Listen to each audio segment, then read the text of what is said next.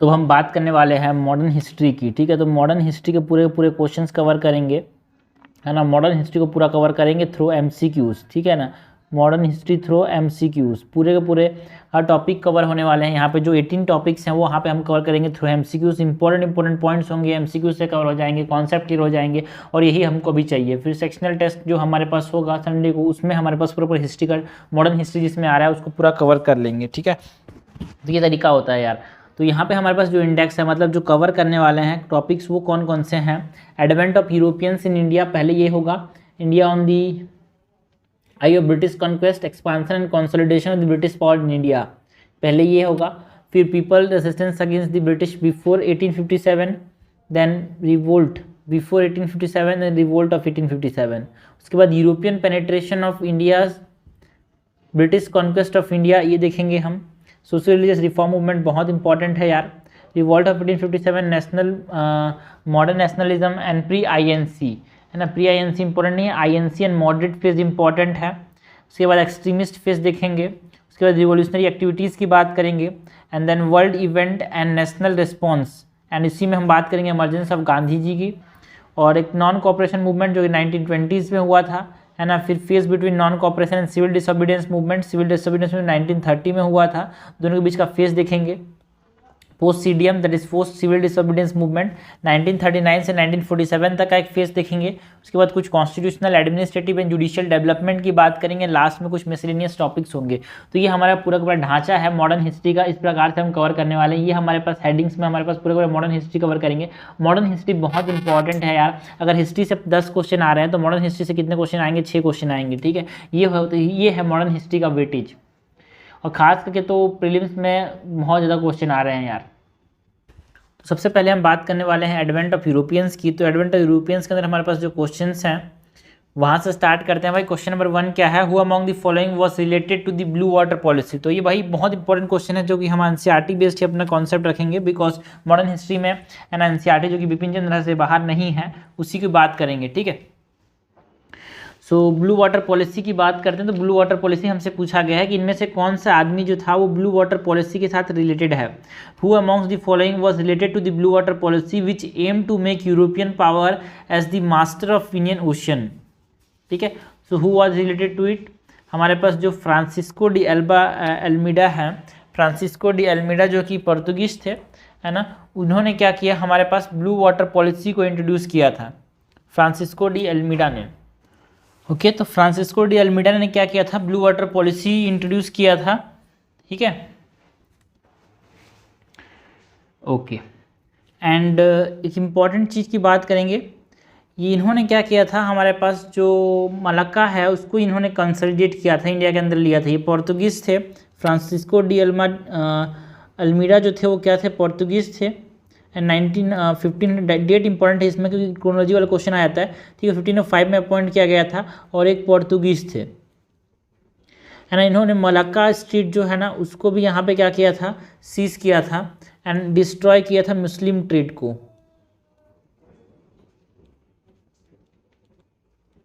तो इंपॉर्टेंट चीज़ों को हम रिवाइज करते आएंगे, है ना। वास्को डी गामा के बारे में बात करें तो वास्को डी गामा कौन थे भाई? वास्को डी गामा ऐसे पहले आदमी थे जिन्होंने, है ना, केप ऑफ गुड होप्स जो कि साउथ अफ्रीका के अंदर है, वहाँ से इंडिया के अंदर पहली बार आए थे। कब आए थे भाई? 1948 में आए थे ये, सॉरी 1948 बोल रहा हूँ, 1498 में आए थे। And the first European to do so, ठीक है। एंड ये हो गया, ठीक है। तो इंपॉर्टेंट है फर्स्ट पर्सन, फर्स्ट पोर्तुगीज़, ये भी पोर्तुगीज़ थे, है ना। उसके बाद है अल्फांसो डी अल्बा के क्यू। जो अल्फांसो डी अल्बा के क्यू है, इनके बारे में हमारे पास इंपॉर्टेंट ये है ना, ये रियल फाउंडर थे भाई किसके? हमारे पास पोर्तुगीज एम्पायर के इंडिया के अंदर की। उन्होंने कंट्रोल कर लिया था पूरे के पूरे मेजर शिप बिल्डिंग सेंटर्स को यहाँ पे बनाया, यहाँ पे इन्होंने। एंड इंडियन ओशन को मेन कंट्रोल लाया किसने? है ना, अल्बा के क्यू, जो कि किसके बाद आए थे? अल्मीडा के बाद आए थे। अल्बा के क्यू जो थे ना वो अल्मीडा के बाद आए थे, है ना, अराउंड 1510 के आसपास आए थे, है ना। और यहाँ पे इंपॉर्टेंट क्या था कि अल्बा के क्यू ने क्या किया था? एबोलिशन ऑफ सती कर दिया था, ठीक है। इसके लिए इंपॉर्टेंट चीज़ है इनके लिए, एबोलिशन ऑफ सती के बारे में आपसे कोई पूछ जाएगा तो एबोलिशन ऑफ सती इन गोवा, है ना, किसने किया था? अल्बा के क्यू ने किया था। उसके बाद नीनो डा कूना की बात करें तो नीनो डा कूना जो थे वो 1529 में आए थे, है ना। एंड इन्होंने पोर्तुगीज इन्फ्लुएंस को और भी ज़्यादा बढ़ाया, और यहाँ पे हुगली इनका हेड क्वार्टर बनाया इन्होंने, है ना। इन्होंने बंगाल के अंदर यहाँ पे इन्फ्लुएंस घुसना चालू कर दिया, है ना, कुन्हा के अंदर, और इन्होंने हुगली को अपना क्या किया था, हेड क्वार्टर बनाया था। कलकत्ता के अंदर इन्होंने घुसना चालू किया तो, बट बाद में हटना पड़ गया। तो मेन इंपॉर्टेंट यहाँ पे ब्लू वाटर पॉलिसी के देखते ही आपके दिमाग में आना चाहिए, है ना। ब्लू वाटर पॉलिसी में Francisco de alba Almeida, not alba के क्यू, ठीक है। अल्मीडा जो है वो किसके साथ रिलेटेड है, वो ब्लू वाटर पॉलिसी के साथ। याद कैसे करेंगे भाई, देखो ब्लू में 4 वर्ड हैं, अल्मीडा में कितने वर्ड हैं, 1 2 3 4 5 6 7, ठीक है। कम वर्ड है, ब्लू में कम वर्ड है, कम वर्ड एंड अल्मीडा। कन्फ्यूजन होता है अल्मीडा और अल्बा के अंदर, ठीक है ना। तो ब्लू में कम वर्ड है और अल्मीडा के अंदर कम वर्ड है, तो blue water policy is introduce by Almeida. Question number 2 है, consider the following battles and the power among which it was fought, ठीक है। कुछ हमको बैटल्स की बात करनी है और किसके बीच में लड़ा गया था ये हमको बताना है। तो बैटल ऑफ वेंडी वॉश, ठीक है। बैटल ऑफ वेंडी वॉश किसके बीच में लड़ा गया था भाई, इंग्लिश और फ्रेंच के बीच में। मैच द कॉलम है भाई, है ना, मैच द कॉलम है, ठीक है। तो इस प्रकार क्वेश्चन आ सकते हैं। तो बैटल ऑफ वेंडी वॉश किसके बीच में लड़ा गया था भाई, इंग्लिश और फ्रेंच के बीच में लड़ा गया था। ये इंग्लिश और फ्रेंच के बीच में लड़ा गया था, तो 1 का हो जाएगा, ठीक है। उसके बाद और बैटल ऑफ वेंडी वॉश जो है वो कहाँ लड़ा गया था यार, थर्ड एंग्लो कांडी, है ना, इसको हम क्या बोलते हैं, थर्ड कार्नेटिक वॉल को हम क्या बोलते हैं, बैटल ऑफ वेंडी वॉश बोलते हैं, ठीक है। तो इंग्लिश और फ्रेंच के बीच में लड़ा गया था, ठीक। ओके, कब लड़ा गया था उसको छोड़ो, इंपॉर्टेंट नहीं है। 1760 में लड़ा गया था वो तो अलग बात है। कौन जीता इसमें, इंग्लिश जीत गए, ठीक है। बैटल ऑफ बिदरा, है ना, बीदर भी जिसको बोलते हैं। फिर बैटल ऑफ हुगली, है ना। तो बैटल ऑफ हुगली जो है ना, ये लड़ा गया था ड्यूरिंग द 7 ईयर वॉर, ठीक है। और ये किसके बीच में लड़ा गया था, इंग्लिश और डच के बीच में लड़ा गया था भाई, है ना। कि समझना कि ये हुगली लड़ाई क्यों बोलते हैं, इसको बैटल ऑफ हुगली क्यों बोलते हैं, बिकॉज अब कौन कलकत्ता में राज करेगा। ये सपोज करो इंडिया है, ये कलकत्ता है, तो डच भी थे वहाँ पे, डच वर्सेस इंग्लिश। अब यहाँ पे इंग्लिश जीत गए तो बोला कि डच तो भाग यहाँ से, अब इंडोनेशिया की तरफ भाग जाए यहाँ से। उसके बाद बैटल ऑफ बक्सर, बच्चे को पता है भाई, बैटल ऑफ बक्सर किसके बीच में हुआ था यार, English versus Shah Alam 2। Battle of Buxar जो था किसके बीच हुआ था, इंग्लिश वर्सेस शाह आलम 2, ठीक। And third battle of Panipat, बच्चे को पता है भाई, मराठास एंड अब्दाली के बीच में हुआ था 1761, तो कोई भी भूल नहीं सकता, ठीक है। सो आंसर हो जाएगा 1 का ए, 2 का डी, 3 का सी, 4 का बी। क्वेश्चन नंबर 3 है, consider the following statement with reference to the Portuguese rule in India. हमको पोर्तुगीज रूल इन इंडिया के बारे में बात करनी है। Portuguese was the first European power who started slave trade in India. पहली बार स्लेव ट्रेड किसने स्टार्ट किया इंडिया के अंदर, पोर्तुगीज ने स्टार्ट किया, बिल्कुल सही बात है। Mughal empire Akbar order the Bengal governor to take action against Portuguese. ना भाई देखो, ये जो पोर्तुगीज है उसके खिलाफ एक्शन लो बोल के किसने बोला था, शाहजहां ने बोला था, है ना। जो गवर्नर थे उस समय काजिम खान, उनको बोला था कि आप एक्शन लो इसके खिलाफ, ये तो है ना हुगली में घुस चुके हैं, तो हुगली को फिर कैप्चर कर लिया, फिर भाग गई है, ठीक है। तो not Akbar, so this is incorrect, हमसे करेक्ट पूछा गया है, करेक्ट हो जाएगा ओनली 1, ये हो जाएगा आंसर।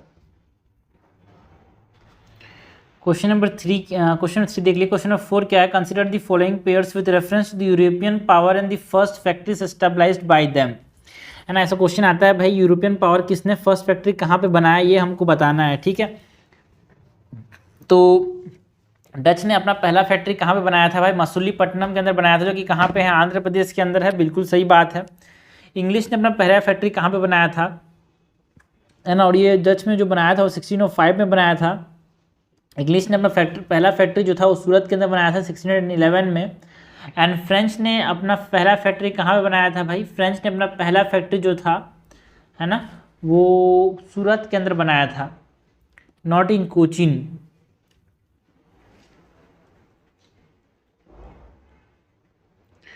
करेक्ट हमसे पूछा गया, करेक्ट जाएगा B, 1 and 2 only. Question number 5 है, consider the following statement with reference to advent of Europeans in India. हमको कुछ स्टेटमेंट्स दिए हैं एडवेंट ऑफ यूरोपियंस के बारे में, वो हमको बताना है। Farrukhsiyar farman exempted the British East India Company from additional custom duty. बिल्कुल सही बात है। जो फर्रुखशियार का जो फरमान था उसने क्या किया है ना, जो जिसको हम दस्तक भी बोलते हैं, दस्तक इज व्हाट, याद रखना बहुत इंपॉर्टेंट चीज़ है ये। दस्तक ऐसे टर्म वाले क्वेश्चन आते हैं। दस्तक मतलब ट्रेड परमिट। जो फर्रुखशियार थे है ना, जो फर्रुखशियार थे, they exempted the British East India Company from additional custom duty. बिल्कुल सही बात है ना। और ये कब हुआ? 1717 में। फर्रुखशियार उसी समय राज करते थे। डेट इसलिए बता रहा हूँ बिकॉज क्रोनोलॉजी वाले क्वेश्चन आ जाते हैं, ठीक है। एडिशनल कस्टम ड्यूटी जो 3000 देना पड़ता था वो, मतलब आप एडिशनल कस्टम ड्यूटी मत देना, आप 3000 एक साल में देना, बस ये बोला गया फर्रुखशियार के द्वारा, ठीक है। सेकेंड स्टेटमेंट है, Shahjahan granted Francois the French governor a site for settlement at Masulipatnam. के स्टेटमेंट सही है भाई। मासुलीपट्टनम के अंदर शाहजहां ने दिया था ना, फ्रांकोइस जो थे ना, फ्रांकोइस मार्टिन, उनको एक जगह दी थी, ठीक है ना। मासुलीपट्टनम के अंदर, बट शाहजहां ने नहीं दिया था भाई, शेर खां लोदी ने दिया था, जो कि उस समय बीजापुर डायनेस्टी के रूलर थे। Mughal emperor Akbar was intolerant toward Christianity during the Portuguese region. ना भाई ना, ऐसा नहीं था। ये सेक्युलर अप्रोच अपनाते थे। सूले कुल का जो कॉन्सेप्ट है, so he have a secular approach. So गलत हो गया। करेक्ट हमसे पूछा है, करेक्ट हो जाएगा A1 ओनली। क्वेश्चन नंबर 6 है, consider the following statement with reference to the establishment of European rule in India. Establishment of European rule की बात करनी है। Dupleix the governor of Pondicherry was behind the idea of subsidiary alliance. बिल्कुल सही बात है। पहली बार जो आइडिया था सब्सिडरी अलायंस का, उसका इस्तेमाल किसने किया था भाई? ड्यूप्लेक्स ने। बट उसका खतरनाक तरीके से इस्तेमाल किसने किया था? ब्रिटिश ने। ड्यूप्लेक्स जो था एक फ्रेंच मैन था, ठीक है ना। जो कॉन्सेप्ट है सब्सिडरी अलायंस का, उसके लिए यही इसी आदमी को जाना जाता है ना। Godeheu successor of Dupleix adopted a policy of confronting English power. जो गोडह्यू था है ना, उन्होंने एक पॉलिसी अपनाई, that is the policy of negotiation, not confronting British power.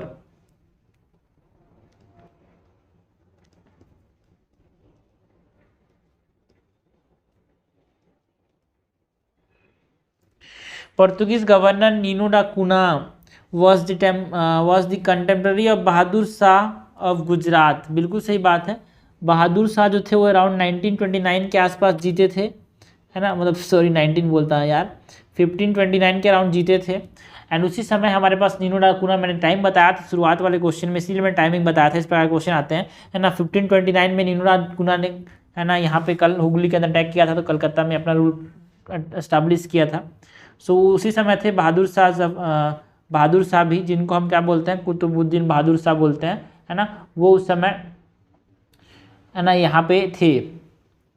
So it is correct, contemporary थे इसके। तो हमसे क्या पूछा गया है? इनकैट पूछा गया, याद रखना। इनकैट तो क्या है? सिप 2 और 2, तो आंसर हो जाएगा 6 का B। क्वेश्चन नंबर 7 है, consider the following statement with reference to the first Carnatic war. First Carnatic war के बारे में बताना है। और पहली बात तो एक चीज़ समझनी है कि कार्नेटिक वॉर लड़ा किसके किसके बीच में गया है ना। ये फ्रेंच और इंग्लिश के बीच में लड़ा गया है, French and English. The war, first Carnatic war की बात करनी है। The war was fought between Dutch and French force. हाँ, डच कहाँ से हुआ है भाई? ये फ्रेंच और इंग्लिश है, ठीक है ना, फ्रेंच और इंग्लिश है। It ended with the signing of the treaty of Aix la Chapelle. बिल्कुल सही बात है। 1748 में ट्रीटी ऑफ एक्स-ला-चैपेले साइन किया गया था। बहुत इंपॉर्टेंट है। फर्स्ट कार्नेटिक वॉर में हमारे पास ये इंपॉर्टेंट है, किस वॉर में क्या ट्रीटी साइन की थी, ये बहुत इंपॉर्टेंट है, ठीक है। डेट भी इसलिए बताना बिकॉज क्रोनोलॉजी क्वेश्चन आ जाते हैं यार, इसलिए थोड़ा तो आइडिया होना चाहिए, है ना। एकदम एग्जैक्ट नहीं तो आइडिया होना चाहिए। फर्स्ट कार्नेटिक वॉर में एक्सलाचेपिली का डिटी साइन हुआ था। The battle of Santhome was a part of the first Carnatic war. बिल्कुल सही बात है, जो बैटल ऑफ सैंथोम था जो कि कहाँ पे है भाई, मद्रास के अंदर है, वो किसका पार्ट है, फर्स्ट कार्नेटिक वॉर का पार्ट है, जो कि फ्रेंच फोर्स और अनवर उद्दीन जो कि नवाब ऑफ कर्नाटक थे उस समय उनके इनके बीच में लड़ा गया था, है ना। बैटल ऑफ सैंथोम किसके किसके बीच में लड़ा गया था, जो फ्रेंच थे, that is led by duplex and Anwar Uddin, है ना। ये उसके मामले में घुस जाता था, पॉलिटिकल मैटर में घुस जाता था ये आदमी। डुप्लेक्स सही कॉन्सेप्ट जिसको अपनाया ब्रिटिश ने और राज कर लिया पूरा। करेक्ट हमसे पूछा गया है, करेक्ट क्या हो जाएगा हमारे पास,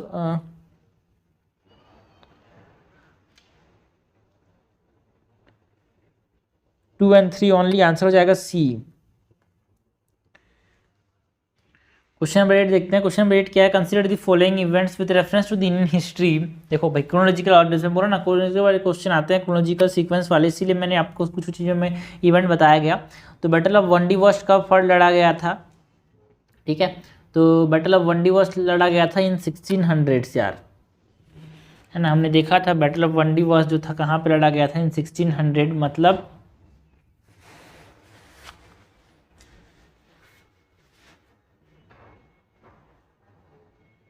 ऐसा नहीं भाई, 1600 में बैटल ऑफ बंडीवास लड़ा नहीं गया था। पहले बात तो करते हैं सबसे पहले क्या हुआ था। तो formation of East India company कब बना गया था, 1600 में, ठीक है। सबसे पहले ये हुआ था। उसके बाद हमारे पास 1749-50 में क्या हुआ था, 49 to 50, 1749 to 54 में हमारे पास सेकेंड एंग्लो कार्नेटिक वॉर लड़ाया गया था, है ना। एंड जो एंग्लो कार्नेटिक वॉर था उसके बाद हमारे पास बैटल ऑफ वंडी वॉश हुआ था भाई, that is the third Carnatic war, है ना।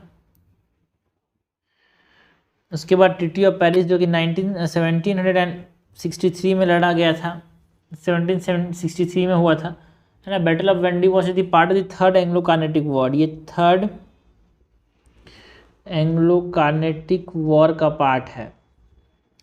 जो सीक्वेंस होगा वो होगा 4 फिर 2 फिर 3, सॉरी 4 2 फिर 1 फिर 3, आंसर हो जाएगा सी। क्वेश्चन नंबर 9 है, consider the following statement reference to the battle of Plassey fought in 1757। Battle of Plassey की बात करनी है जो कि 1757 में लड़ा गया था यार। It was fought during the rule of Mughal emperor Shah Alam two. Battle of Plassey जो था वो शाह आलम टू के समय लड़ा गया था क्या, नो। जो बैटल ऑफ पलासी था उस समय जो राजा थे, है ना। बैटल ऑफ हमने देखा भाई, बैटल ऑफ बक्सर जो था वो शाह आलम टू के समय यहाँ पे लड़ा गया था। जो बैटल ऑफ पलासी था उस समय जो राजा थे वो आलमगीर टू थे, मुगल एम्परर की बात कर रहे हैं ना हम। तो उस समय जो मुगल एम्परर थे, मुगल एम्परर उस समय जो थे जिस समय बैटल ऑफ पलासी लड़ा गया था उस समय Alamgir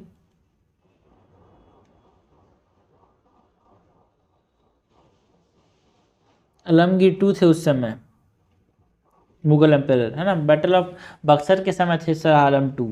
the troops of East India Company led by the Robert Clive fought against Sirajuddaulah who was the last independent nawab of Bengal. बिल्कुल सही बात है, बैटल ऑफ पलासी में जो रॉबर्ट क्लाइव थे उन्होंने सिराजुद्दौला को हरा दिया, हरा नहीं दिया, धोखेबाज निकले इसके कुछ लोग, ठीक है। So first is incorrect, second is correct, okay. हमसे करेक्ट पूछा गया, करेक्ट हो जाएगा बी, 2 ओनली। क्वेश्चन नंबर 10 है, what does the term chatushpathis and tols refers, ठीक है। तो ये सब वाले क्वेश्चन आते हैं भाई यूपीएससी के अंदर, कुछ टर्म देते हैं उसके बारे में पूछते हैं। जनरली तो आर्ट एंड कल्चर में आता है, बट हाँ मॉडर्न हिस्ट्री से भी आ सकते हैं बिकॉज वास्टनेस बहुत ज़्यादा है यार यहाँ पे। तो चतुष्पतिस एंड थोल का मतलब क्या है, ये सब क्या है भाई, ये सेंटर ऑफ एजुकेशन है उस समय के, है ना।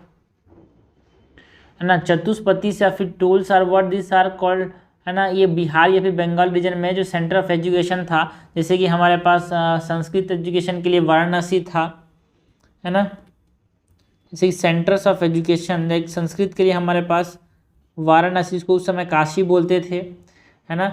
नदिया, है ना, काशी फेमस फॉर संस्कृत, मैथिला, है ना, ये फेमस था संस्कृत के लिए। तो they are the centres of education, इसीलिए हम उसको थोल्स या फिर चतुष्पति बोलते थे in the Bihar and the Bengal reason.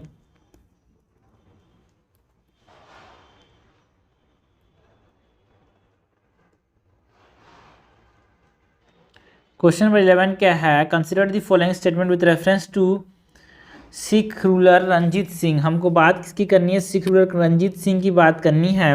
He was the chief of the Sukerchakia misl, है ना, सुकार्य चाय मिसल के ये चीफ थे क्या, जो रंजीत सिंह थे वो।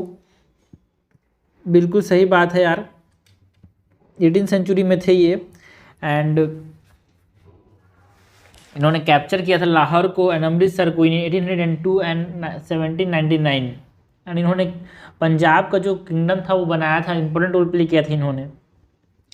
ही modernize his army along the European lines with the help of European instructors. बिल्कुल सही बात है। Ranjit Singh set up modern foundries to manufacture cannons at Lahore. बिल्कुल सही बात है, इन्होंने क्या किया था, मॉडर्न फाउंड्रीज और फाउंड्रीज बनाए थे जहाँ पे कैनन्स बनाए जाते थे। सो ये भी करेक्ट है, हमसे करेक्ट पूछा गया है, कट जाएगा all three, all the above, answer हो जाएगा डी। 12 नंबर क्वेश्चन है, consider the following statement with reference to socio economic conditions prevalent in India during the 18th century. 18th century मतलब क्या समझते हो बे, 18th सेंचुरी का मतलब होता है 1701 से लेके 1800 तक। 21st सेंचुरी ना 18th सेंचुरी का मतलब होता है 1801 से लेके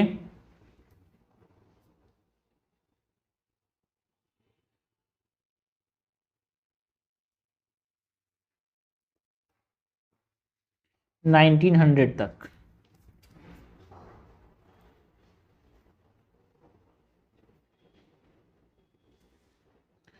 ओके, सो सोशो इकोनॉमिक कंडीशंस की बात करनी है भाई, जो कि 18th सेंचुरी में देखने को मिलता था। Agriculture made progress with technological development and innovative method of production. क्या 18th सेंचुरी में एग्रीकल्चर में प्रोग्रेस देखने को मिला भाई हमको? 19th सेंचुरी में हमारे पास एक बैकवर्डनेस एंड स्टैग्नेंट ग्रोथ देखने को मिला, बहुत सारे फेमाइन से आए थे यार यहाँ पे, है ना।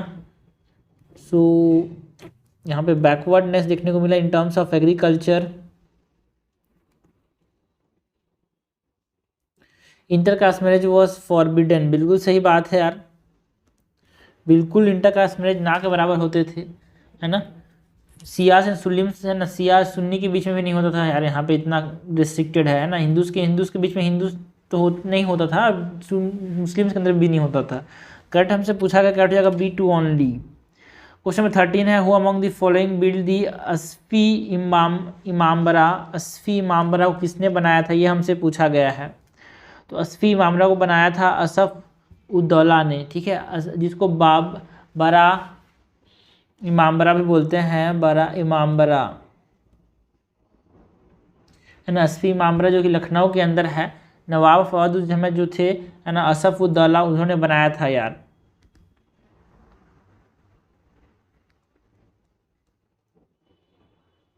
लखनऊ के अंदर है ये। क्वेश्चन 14 है, consider the following statement with reference to treaty of Allahabad. हमको बात किसकी करनी है, ट्रीटी ऑफ इलाहाबाद की बात करनी है। ट्रीटी ऑफ इलाहाबाद के बारे में हमसे चीज़ें के बारे में पूछा गया है, ठीक है। So it was sign by Robert Clive with Nawab of Awadh and Mughal emperor Shah Alam two.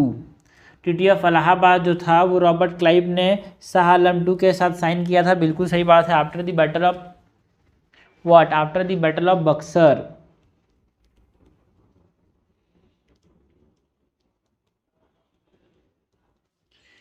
ठीक है,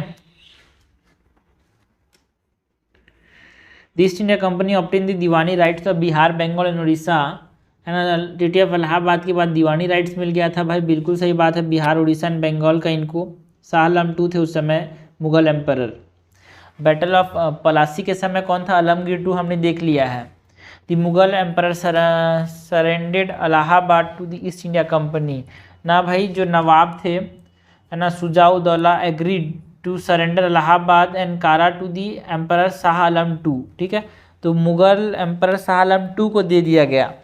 जो नवाब थे उन्होंने किसको दे दिया, शाह आलम टू को दे दिया, किसको, जो इलाहाबाद है उसको।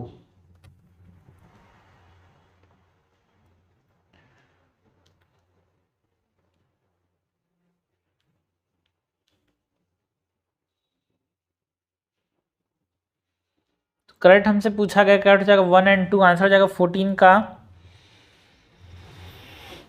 ए।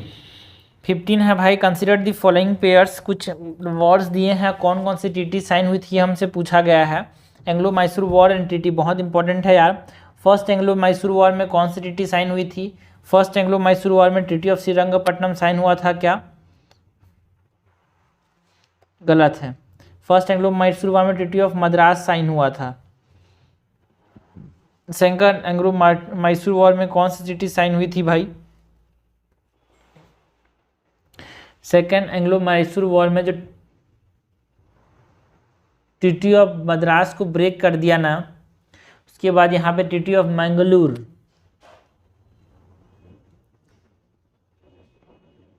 ट्रीटी ऑफ मैंगलोर साइन हुआ था हमारे पास सेकेंड एंग्लो मैसूर वॉर में।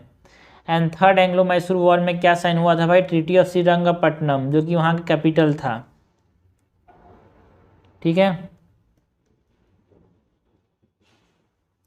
तो मद्रास MA, फिर MAD पहले आता है, फिर N आता है, उसके बाद CS बार में आता है। तो मद्रास, फिर मैंगलोर, फिर श्रीरंगपट्टनम। तो ये हमारे पास डायरेक्शन है भाई, ऑर्डर अल्फाबेटिकल ऑर्डर में याद रख सकते हो। तो इनकरेक्टली मैच हमारे पास सब इनकरेक्टली मैच है, तो आंसर हो जाएगा D। क्वेश्चन नंबर 16 है, what does the term Dastak refers to. मैंने अभी भी बताया था भाई उस समय है ना, दस्तक का मतलब मैंने एक क्वेश्चन में बताया था यहाँ पे, है ना, कहाँ गया यार दस्तक वाला कॉन्सेप्ट। ये देखो, दस्तक मतलब ट्रेड परमिट्स। मैंने बताया था यहाँ पे दस्तक मतलब क्या होता है?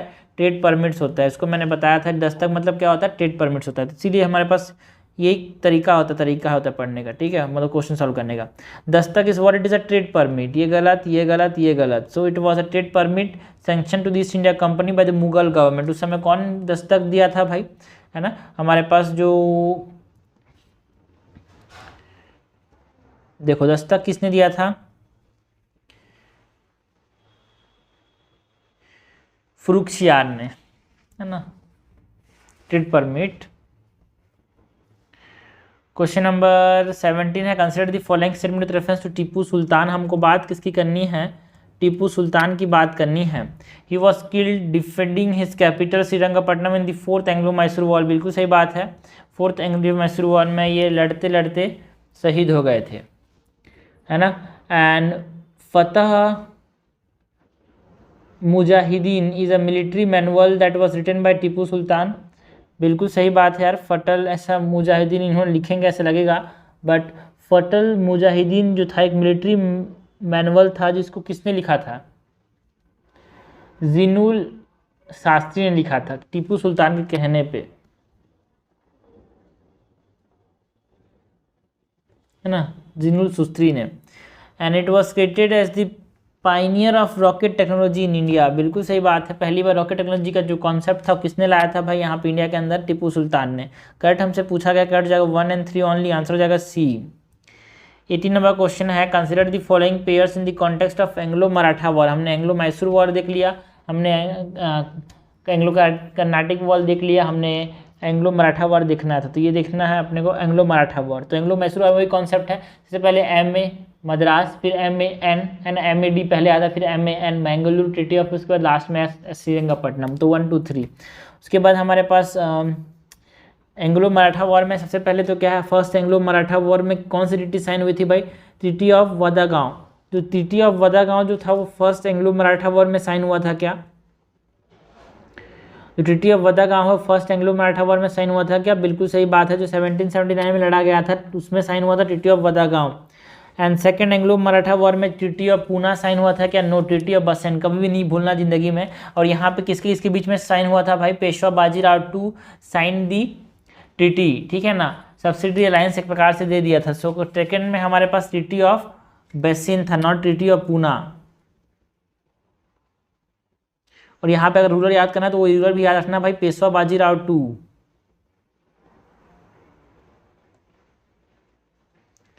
थर्ड एंग्लो मराठा वॉर में कौन सी ट्रीटी साइन हुई थी? थर्ड एंग्लो मराठा वॉर में ट्रीटी ऑफ पूना साइन हुआ था। Vadgaon, Bassein and Poona. So correctly match यहाँ पे एक ही है, आंसर हो जाएगा D। क्वेश्चन नंबर 19 है, who among the following is responsible for the foreign policy of proud reserve. जो प्राउड रिजर्व का जो फॉरेन पॉलिसी था उसके लिए कौन रिस्पॉन्सिबल था भाई? लॉर्ड लिटन। लिटन मतलब लोटा लेके जाना, मतलब खराब आदमी था। ये लिटन जो था वो खराब आदमी था, ठीक है। प्राउड रिजर्व ये क्या की बात करता था, है ना, ये बात करता है scientific frontier and safeguarding sphere of influence, जहाँ जहाँ से स्फीयर, जहाँ जहाँ पे इन्फ्लुएंस आ सकते हैं उसको हमको बचा के रखना है। ठीक है, इसकी बात करता था ये। जैसे कि अफगानिस्तान तरफ से हमारे पास लड़ाई आ सकता तो उसको बचा के रखना है ना। तो प्राउड रिजर्व मतलब जो स्फीयर ऑफ इन्फ्लुएंस है उसको हमको क्या करना है, सेफ गार्ड करना है।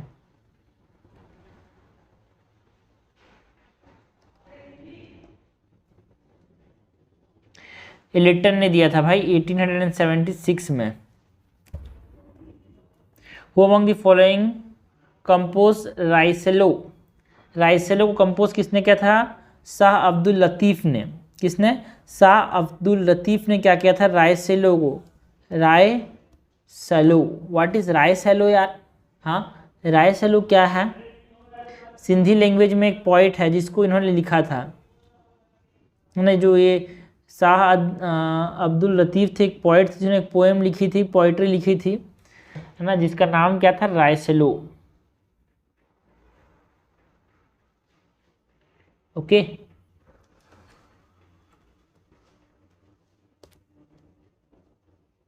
ये ऊपर वाला कॉन्सेप्ट है कि कौन कौन से आदमी ने क्या क्या इंपॉर्टेंट पॉलिसी लाए थे, उसमें इंपॉर्टेंट चीज़ें की बात करते थे। जो जॉन लॉरेंस थे, उन्होंने इंपॉर्टेंट पॉलिसी में क्या लाया था भाई, इन्होंने पॉलिसी ऑफ मास्टरली इनएक्टिविटी लाया था।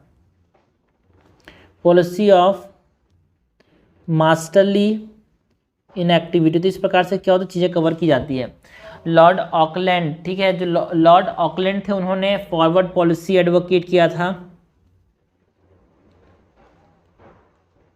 एक फॉरवर्ड पॉलिसी के हमेशा आगे लड़ेंगे हम। Advocated a forward policy. And Lord Minto, Lord Minto ने क्या किया था, जो ट्रीटी था इटरनल फ्रेंडशिप का उसको इंट्रोड्यूस किया था। जो मिंटो में मॉडल मिंटो रिफॉर्म वाला है उसका वो मिंटो, ठीक है। तो इसने क्या किया था, ट्रीटी ऑफ इटरनल फ्रेंडशिप लाया था।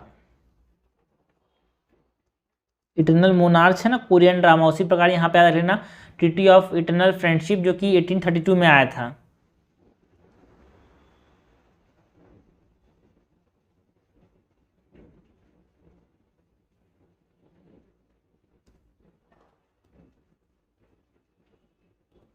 ओके, नाउ क्वेश्चन नंबर 21 है, consider the following statement with reference to the policy of ring fence.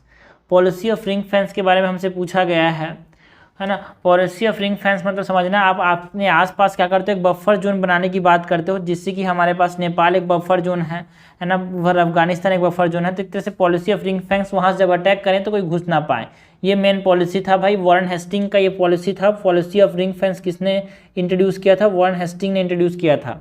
The policy only aim to protect its own territory from foreign invaders. हाँ गलत बात है भाई, एक buffer zone बनाने की बात करता है, हम अपने बगल बगल जो कि इंपॉर्टेंट टेरिटरी है उसको भी हम प्रोटेक्ट करेंगे, है ना। कहाँ से, इन्वेडर्स से, इन्वेडर्स से, इसको बोलते हैं पॉलिसी ऑफ, है ना, रिंग फेंस। जैसे हम क्या करते हैं, डिफेंस प्रोवाइड करते हैं नेबर्स को।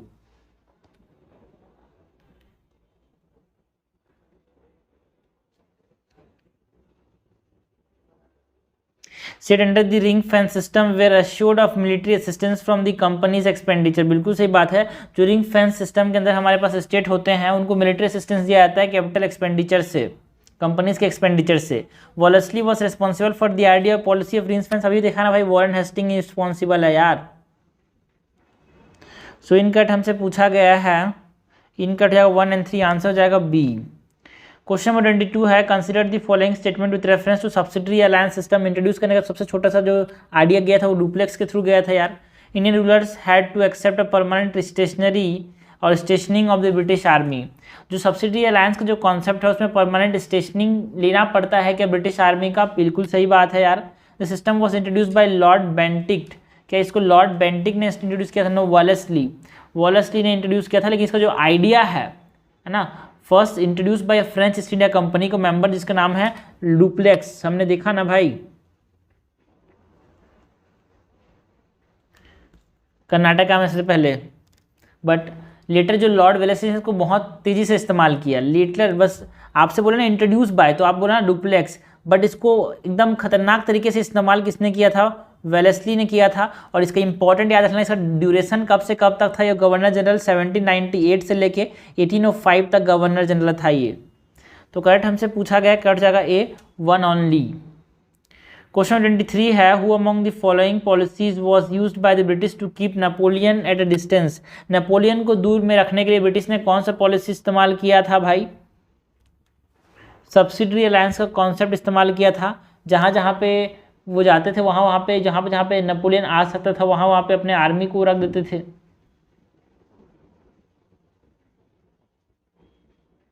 जिससे क्या होता था, फ्रेंच दूर होते थे, फ्रेंच आसपास नहीं आ पाते थे, है ना। क्वेश्चन नंबर 24 है, consider the following statement with reference to the policy of doctrine of lapse. बच्चे को पता है भाई डॉक्ट्रिन ऑफ लैप्स किसने इंट्रोड्यूस किया था? डलहौसी ने। It gave power to the British to deal with the succession of Hindu Indian states. बिल्कुल सही बात है। डॉक्ट्रिन ऑफ लैप्स क्या बोलता है कि जो अडेप्टेड सन है ना, इट कैन नॉट बी आयर, वो वारिस नहीं बन सकता, है ना, किसी भी साम्राज्य का। तो ये भी इसने क्या किया, पावर दिया ब्रिटिश को to deal with what, succession of Hindu Indian states. बिल्कुल सही बात है यार। Satara and Nagpur were annex under this policy. बिल्कुल सही बात है। सतारा कब एनेक्स किया गया था? 1848 में सतारा जो था डॉक्ट्रिन ऑफ लैप्स के अंदर एनेक्स कर लिया गया था। झांसी भी इसके अंदर एनेक्स किया गया था। नागपुर भी एनेक्स किया था। नागपुर कब किया गया था? 1854 में किया गया था, है ना। संबलपुर को एनेक्स किया गया था। तो ये सारा annex under the doctrine of lapse. Okay, तो दोनों यहाँ पे करेक्ट हैं भाई। हमसे करेक्ट पूछा, करेक्ट जाएगा सी, बोथ 1 and 2। क्वेश्चन नंबर 25 है, which of the following statement correctly define the policy of subordinate union. हमको बात किसकी करनी है? Policy of subordinate union. यहाँ पे छोटे छोटे क्वेश्चन, एनसीईआरटी बेस्ड क्वेश्चन से लेकर टफ तक क्वेश्चन यहाँ पे कवर हो रहे हैं यार। तो जो पॉलिसी ऑफ सबऑर्डिनेट यूनियन है ना, जो पॉलिसी ऑफ सबऑर्डिनेट यूनियन है, इसके बारे में हमसे करेक्टली बताना है कि भाई जो पॉलिसी ऑफ सबऑर्डिनेट यूनियन है वो कहता क्या है ना। तो ये बताता है, it tells about the Paramount supremacy of the crown and subordinate of the subordination of the state, है ना। जो सबऑर्डिनेट यूनियन है वो बोलता है कि सबको, जैसे कि हमारे पास केसरी हिंद टाइटल में बताया गया है कि जो सबऑर्डिनेट यूनियन है इसका मतलब क्या होता है। जो सबऑर्डिनेट यूनियन मतलब मैं सबसे ऊपर हूँ। जो ब्रिटिश बोलते थे कि हम सबसे ऊपर हैं, क्राउन सबसे ऊपर है, उसके बाद बाकी सब नीचे हैं, है ना। अनक्वेश्चन रूलर, है ना, जो राजा होगा उसकी कोई भी उसको क्वेश्चन नहीं कर सकता, वो पैरामाउंट होता है, उससे ऊपर कोई नहीं है। ये बताता है पॉलिसी ऑफ सबऑर्डिनेट यूनियन, ये बोलता है, ठीक है ना। तो आफ्टर 1858 ये पॉलिसी अपनाया गया था।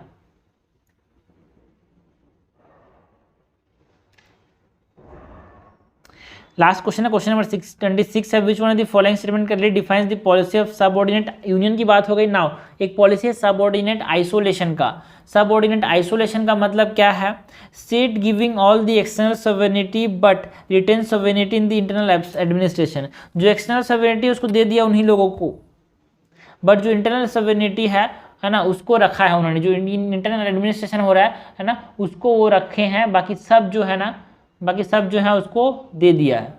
जा भाई तू जी ले अपनी ज़िंदगी बोल के स्टेट को दे दिया, बट जो मेन एडमिनिस्ट्रेशन उसको अपने हाथ में रखा है। इसको बोलते हैं सबऑर्डिनेट आइसोलेशन। आप उसको आइसोलेट तो कर दियो हो, आप उसको एक्सटर्नल सॉवरेनिटी दे दियो, बट जो इंटरनल एडमिनिस्ट्रेशन है उसको आप ही चला रहे हो।